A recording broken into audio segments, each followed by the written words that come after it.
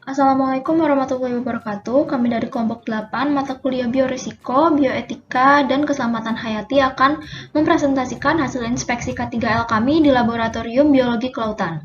Sebelum melanjutkan presentasi kami, izinkan saya untuk memperkenalkan anggota dari kelompok kami yang terdiri dari Angela Jennifer Tantri, Muhammad Yunus, dan saya sendiri Livia Zafira Adiantara. Berikut adalah isi dari presentasi kami. Pertama-tama, saya akan menjelaskan mengenai K3L terlebih dahulu.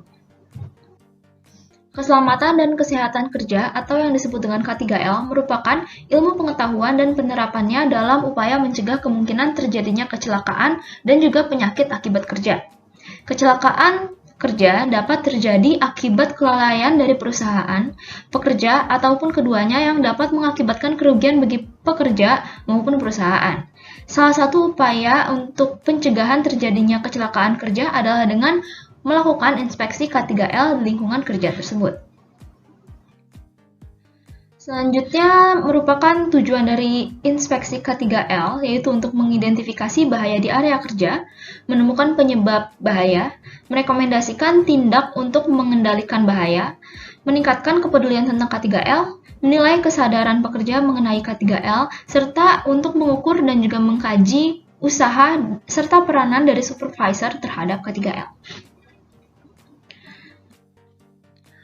Berikutnya merupakan tahapan dari pelaksanaan inspeksi K3L. Yang pertama yaitu dengan mengkomunikasikan dan juga menginformasikan penanggung jawab lokasi tempat inspeksi mengenai jadwal inspeksi, kemudian mengikuti petunjuk dan juga arahan yang telah dipersiapkan dan disusun di tahap pertama.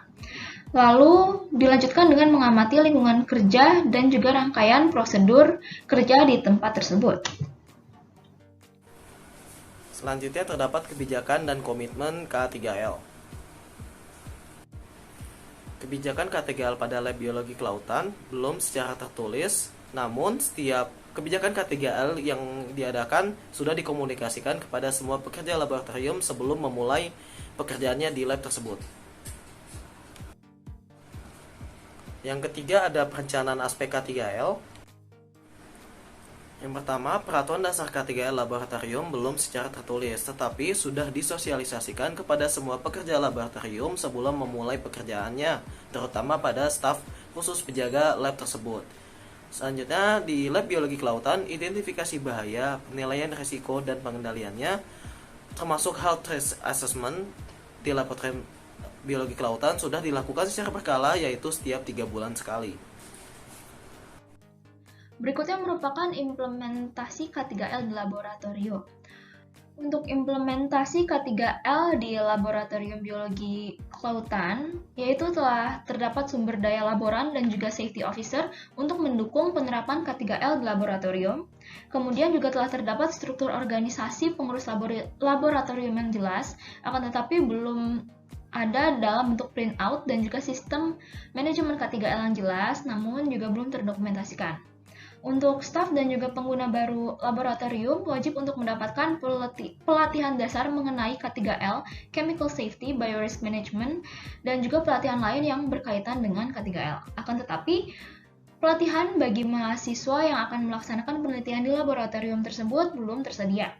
Untuk alur pelaporan terjadinya kecelakaan kerja di Laboratorium Biologi Kelautan juga dapat dilakukan langsung ke manajemen K3L pusat. Kemudian untuk pertemuan K3L dilakukan oleh kepala departemen atau kepala lab riset. Selanjutnya ada pengendalian operasional. Baik, yang pertama ada lingkungan kerja. Lab Biologi Kelautan memiliki akses laboratorium terbatas, terlihat dari papan nama dan siapa saja yang sudah bekerja di depan pintu lab laboratorium. Yang kedua, ada permukaan area yang kerja sudah tertata dengan baik, terlihat dari gambar bahwa meja tidak berantakan dan sudah tertata dengan baik. Selanjutnya ada benda-benda berat sudah ditempatkan pada bagian bawah laboratorium seperti sisa-sisa pembuangan limbah pemakaian bahan kimia. Baik, selanjutnya terdapat hal kelistrikan dalam lab biologi kelautan. Yang pertama, alat dan instrumen yang ada di lab biologi kelautan sudah ditanakan dengan baik. Contohnya yang ada di lab biologi kelautan adalah kulkas ini, seperti pada saat ini. Selanjutnya Beban outlet listrik yang digunakan tidak berlebih, terlihat seperti gambar, dan kabel yang digunakan sudah dirancang sedemikian rupa ditempatkan pada daerah yang mungkin tidak menyebabkan tersandung. Selanjutnya terdapat higienis perorangan di lab biologi kelautan, di mana terdapat larangan makan, minum, dan merokok. Hal tersebut dapat dilihat di pintu depan masuk lab biologi kelautan. Terdapat wastafel dengan air yang mengalir dan lengkap dengan sabun cucinya. Yang terakhir ada tanda lemari pendingin hanya untuk menyimpan sampel. Meskipun belum ada untuk menyimpan makanan tanda yang dengan yang jelas, tetapi seharusnya tanda yang diberikan di kulkas tersebut sudah jelas. Selanjutnya ada safety shower dan air washer, namun belum tersedianya safety shower dan air washer di laboratorium biologi kelautan. Alat ini seharusnya diadakan dikarenakan cukup penting jika para pekerja yang ada di lab biologi kelautan terpapar cairan kimia. Selanjutnya ada rencana pengadaan alat dan bahan. Sistem pengadaan alat dan bahan laboratorium biologi kelautan terkoordinir secara terpusat oleh Laboratorium Biologi FPIPA UI. Selain itu, terdapat staf khusus yang melakukan tugas inventarisasi alat dan bahan secara berkala, di mana setiap bahan yang diterima atau yang dibeli sudah dicek MSDS-nya, penilaian bahaya, dan pengendaliannya oleh staf khusus biologi FMIPA UI. Selanjutnya ada rencana pengadaan alat dan bahan. Sistem pengadaan alat dan bahan laboratorium biologi kelautan terkoordinir secara terpusat oleh Laboratorium Biologi FMIPA UI.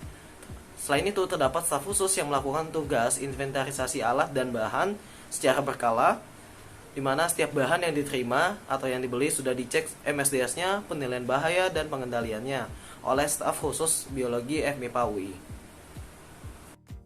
Selanjutnya untuk biological safety, telah terdapat SOP atau prosedur untuk penggunaan bahan biologi, benda tajam, transportasi bahan biologi, serta penanganan hewan dan juga tanaman percobaan. Akan tetapi, untuk kegiatan-kegiatan tersebut belum dilakukan dokumentasi. Kemudian untuk biosecurity juga telah terimplementasi dengan baik, akan tetapi belum didokumentasikan. Kemudian untuk pelatihan terkait biosecurity telah dilaksanakan, akan tetapi juga belum terdokumentasikan. Selanjutnya untuk chemical safety, untuk pengguna lab harus sudah mengetahui hal-hal yang harus dilakukan ketika terjadi chemical emergency di dalam lab. Kemudian untuk pipet yang tersedia yaitu berupa pipet tetes dan untuk pipet mulut juga sudah tidak dipergunakan. Lalu di dalam lab juga tidak terlalu banyak menyimpan bahan kimia sehingga untuk manajemen bahan kimia yang dilakukan di dalam laboratorium juga tidak terlalu kompleks dan tidak terlalu banyak. Lalu untuk inspeksi lemari asam di dalam lab juga telah dilakukan secara berkala. Selanjutnya di dalam laboratorium biologi kelautan juga telah terdapat fume hood yang berfungsi dengan baik dan juga tidak digunakan untuk menyimpan bahan-bahan kimia, dan untuk exhaust juga berfungsi dengan baik. Selanjutnya untuk physical safety, di dalam laboratorium biologi kelautan terdapat ventilasi udara yang berfungsi dengan baik serta penerangan yang cukup baik, akan tetapi untuk pengukuran kebisingan tidak dilakukan karena untuk pekerjaan yang umumnya dikerjakan di dalam laboratorium tersebut tidak memerlukan pengukuran kebisingan. Selanjutnya kami melakukan inspeksi pada aspek ergonomic safety. Tampak ada beberapa kursi dengan bentuk dan ketinggian yang berbeda-beda dalam ruangan lab. Sebaiknya seluruh kursi dapat diseragamkan agar semua kursi menjadi ergonomis dan peneliti dapat bekerja dengan lebih nyaman. Benda-benda yang sering dipakai tampak sudah diletakkan di tempat yang mudah terjangkau oleh tangan, tetapi terdapat juga benda-benda lain yang terletak di lokasi yang lebih tinggi. Akan tetapi tidak ditemukan adanya step ladder. Maka dari itu dapat ditambahkan juga step ladder agar barang-barang tersebut dapat dijangkau dengan lebih mudah dan lebih aman. Selanjutnya adalah aspek radiation and mechanical safety. Tidak terdapat pekerjaan terkait radiasi dalam laboratorium biologi kelautan, serta tidak terdapat mesin, tetapi terdapat lemari asam. Lemari asam telah dilakukan maintenance secara berkala dan sesuai dengan prosedur, serta dilakukan lockout power sebelum maintenance. Aspek selanjutnya yang diidentifikasi adalah terkait alat pelindung diri atau APD. Telah terdapat sign pemakaian APD di pintu masuk laboratorium. Tetapi dapat juga ditambahkan sign terkait larangan pemakaian APD di luar laboratorium. Selain itu dapat juga ditambahkan lemari untuk menyimpan jas lab peneliti dalam laboratorium. Terdapat tempat pembuangan limbah dalam laboratorium biologi kelautan. Limbah yang dihasilkan oleh laboratorium biologi kelautan adalah limbah B3 dan limbah umum, dan tidak terdapat limbah infeksius atau limbah radioaktif. Berdasarkan hasil wawancara, belum terdapat SOP penanganan limbah, tetapi sedang disusun. Setelah SOP tersebut terbit, sebaiknya penanganan limbah dapat didokumentasikan dan disertai sharing report dari vendor. Inspeksi juga dilakukan terkait aspek persiapan keadaan darurat. Telah terdapat rencana tanggap darurat dan SDM khusus penanggung jawab dalam laboratorium biologi kelautan. Staf juga mengetahui petugas K3L fakultas, nomor darurat seperti nomor UPT K3L, PLK, dan klinik satelit, serta mengetahui tempat-tempat untuk memperoleh tanda keselamatan. Simulasi dan pelatihan terkait penanggulangan keadaan darurat telah dilakukan oleh staf. Mahasiswa memang harus mengikuti pelatihan K3L terlebih dahulu sebelum memasuki laboratorium, tetapi sebaiknya mahasiswa juga dapat mengikuti simulasi penanggulangan keadaan darurat tersebut. Tidak terdapat petunjuk arah jalan keluar dalam laboratorium biologi kelautan, akan tetapi kedua akses pintu keluar dapat dengan mudah diidentifikasi. Dengan demikian, staf dan mahasiswa tetap dapat mengetahui arah jalan keluar dan juga titik kumpul. Telah terdapat nomor telepon darurat yang ditempel di tempat yang mudah terlihat, yaitu di depan pintu masuk. Peralatan pemadam kebakaran yang ada dalam laboratorium biologi kelautan adalah alat pemadam api ringan atau APAR. APAR telah diletakkan di tempat yang mudah terlihat, tetapi sebaiknya di sekitar APAR tidak terdapat barang-barang yang dapat menghalangi akses APAR. Selain itu, dapat juga ditambahkan kotak P3K beserta logbooknya dalam laboratorium. Dan juga dapat diadakan spill kit mengingat adanya pekerjaan menggunakan bahan kimia yang mungkin tumpah dan menimbulkan bahaya.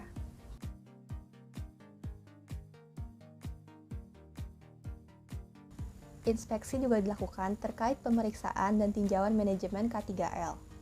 Inspeksi K3L dilakukan secara rutin setiap beberapa bulan sekali dan hasil inspeksi dilaporkan kepada kepala laboratorium. Investigasi insiden dilakukan setiap terjadinya insiden atau kecelakaan. Pelaporan insiden kepada UPT K3L dilakukan bergantung pada tingkat keparahan insiden tersebut. Sebagai contoh, insiden yang ringan seperti jari yang tersayat maka tidak dilaporkan hingga K3L fakultas. Audit internal terkait implementasi K3L dilakukan dengan pengisian form dari K3L. Tinjauan ulang terkait sistem manajemen K3L atau SMK3L dilakukan berupa diskusi bersama dengan kepala laboratorium. Hasil inspeksi K3L kelompok kami terhadap Laboratorium Biologi Kelautan Departemen Biologi FMIPA UI adalah persentase pemenuhan SMK3L sebesar 74,19%. Laboratorium Biologi Kelautan sudah memiliki perhatian terhadap penerapan unsur-unsur K3L. Terdapat beberapa aspek K3L yang masih kurang penerapannya, tetapi pemenuhan unsur tersebut terus diupayakan dan implementasi K3L masih terus ditingkatkan.